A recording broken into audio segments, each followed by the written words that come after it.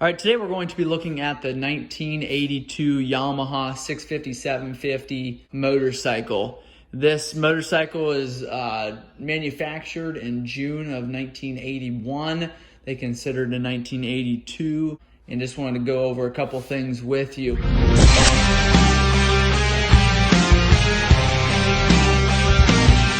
We'll start with the left-hand side here. We've got a 5-speed. It's 1 down, 4 up. Transmission on this one.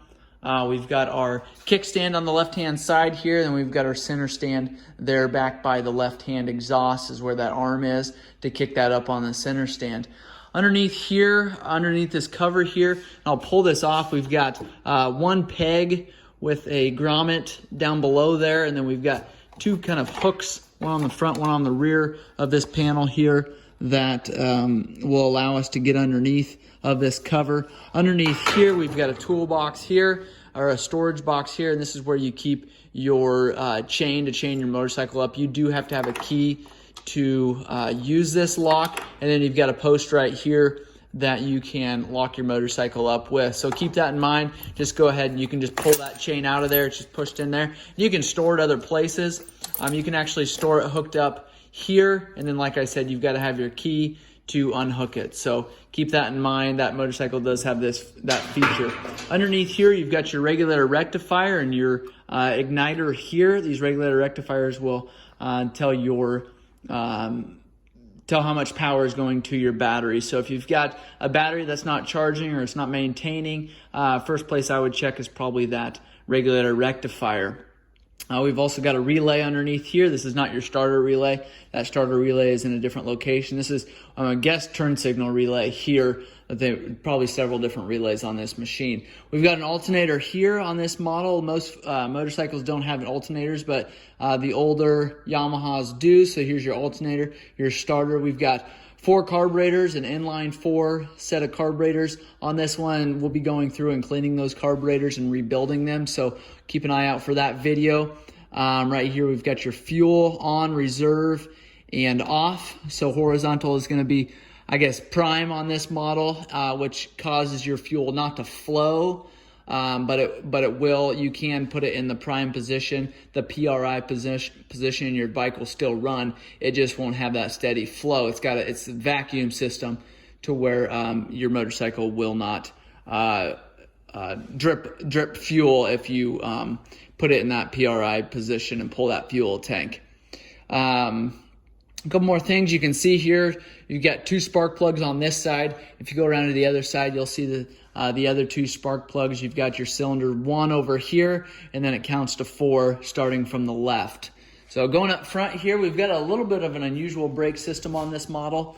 We've got your front forks here. You want to inspect your seals. You can see that these are leaking here. You do want to inspect those periodically. If they are leaking, you want to make sure they get that taken care of. You don't want oil residue landing on your brake disc here causing issues. This has got a stabilizer on this model. This is kind of an unusual feature on these older bikes. They make aftermarket stabilizers nowadays, but this is a genuine stabilizer here, genuine Yamaha stabilizer. Just kind of keeps your front end steady when you're going down the road. So as far as adjustments there, I'm not familiar with how those are adjustable, or even if they are. It does look like there's a screw down here. I do not know if that's an adjustment for this motorcycle. We've got dual front hydraulic brakes on here, and like I said, this is a little bit of an unusual setup, and I'll get to that when we get to the other side. But we have got a brake line coming from up here, an actual cable that's coming down here and running down here to a control that controls your hydraulic brakes. So typically you would have your front master cylinder would be up here. That's not the case on this. You've got a short cable that runs down to here, and that controls the brake. So keep that in mind if you're having brake issues. You've got a little more that entails on this model as opposed to some newer ones, or even just a cable setup. It does work a little better when you have hydraulic brakes. You've got calipers that are ran by hydraulic brake fluid.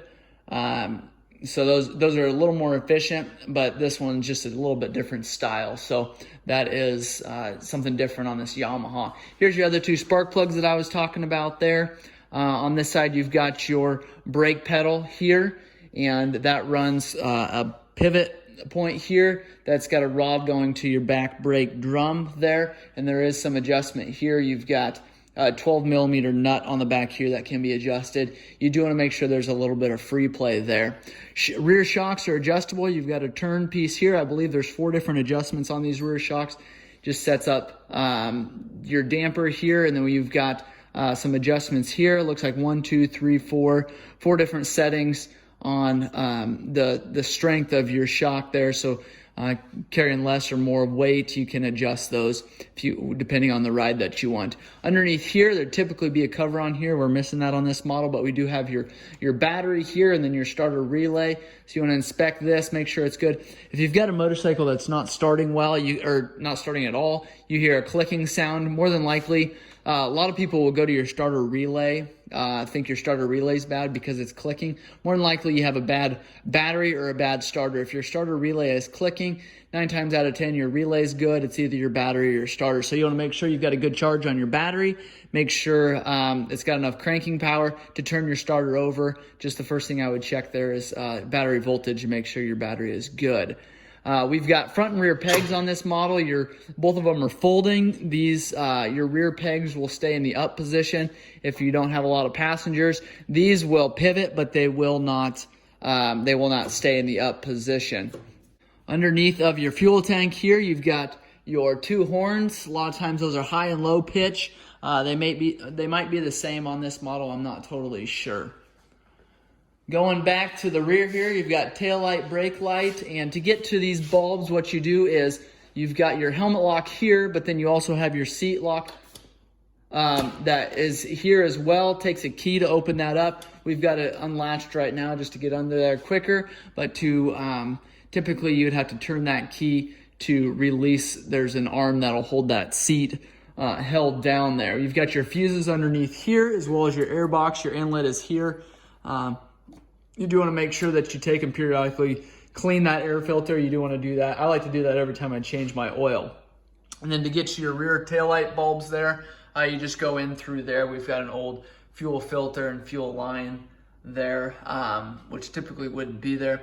But underneath there is a cover that you can get to your rear brake lights without having to pull that brake lens off. So on this model, it's a shaft drive, and you use an 80 weight 90 hypoid gear oil, a differential oil. And to drain those is fairly easy. You've got a drain bolt here. Make sure your bike's standing straight up. A lot of times you can put it on the center stand to do that if you've got level ground. And then there's your fill cap there. When you fill this up, you just want to make sure that obviously cap is in there. Fill it up to where the fluid is right at the base of your fill cap there. And then you know you've got the correct amount of fluid in there. So you want to make sure your vent up here is good. Make sure that's not damaged. You don't want too much oil in here or this getting hot. And if you've got this vent plug that's plugged up, you'll damage seals and cause some major damage to that differential if that vent line is not working.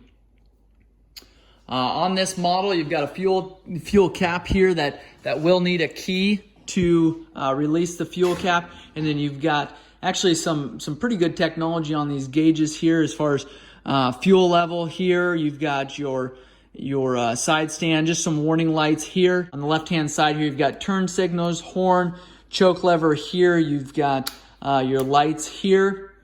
And here's this button here. We'll just flip through some of your settings here on your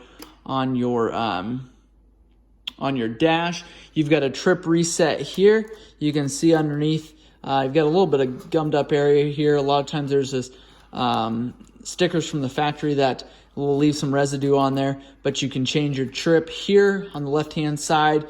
You've got starter button over here as well as your throttle. Typically you'd have 2 mirrors on there. We only have a right one on this one. You've got your clutch cable and your clutch lever over here, and it's kind of bent down. You do want to make sure that your grips are in good condition.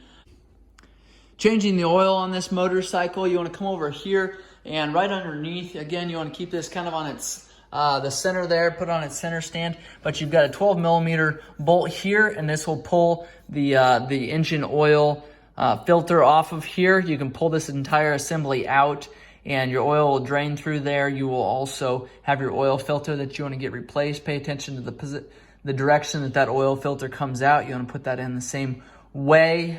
You've got a shaft running through the center there, kind of a bypass that you want to make sure goes through the center of your oil filter, so keep that in mind.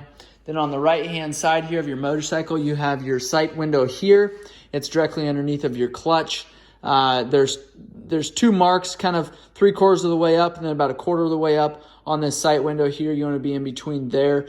Obviously, if you're filling your bike up, you want to put it up to that full mark. You don't want to start with it low, but if your bike tends to burn oil or something, you've got a little bit of wiggle room there, but you want to keep an eye on that. Make sure it stays in that sight window. Here's your fill plug here. It takes about 2.5 quarts of engine oil. I just like to use a 1040 engine oil on this, but you can run other weights of oil. You just want to make sure that it is approved in your manual to make sure that you're not running too stiff of oil in that engine. So that is an overview of the Yamaha 650, Yamaha 750 motorcycle. If you've got questions on this machine, make sure you let me know. If you've got comments or you've liked this video, please share this video. Please subscribe to my channel and check out our hundreds of other service videos on different motorcycles, 4-wheelers, and UTVs. Thanks for watching.